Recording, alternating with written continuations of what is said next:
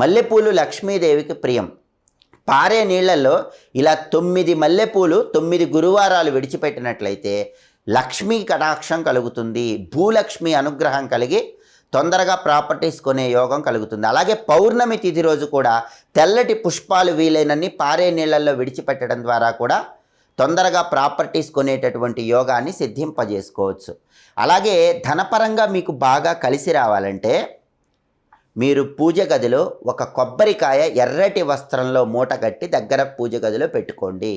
ఏ ఇంట్లో అయితే ఎరుపు రంగు వస్త్రంలో కొబ్బరికాయ మూట కట్టి ఆ మూట పూజ గదిలో ఉంటుందో ఆ ఇంట్లో పరమేశ్వరుడి అనుగ్రహము, లక్ష్మీదేవి అనుగ్రహము పరిపూర్ణంగా ఉండి ధనపరంగా అదృష్టం బాగా కలిసి వస్తుంది. కాబట్టి కార్యసిద్ధితో పాటు ధన ఆగమనం పెరగాలంటే ఈ శక్తివంతమైన పరిహారాలు పాటించి సకల శుభాలను సిద్ధింపజేసుకోండి.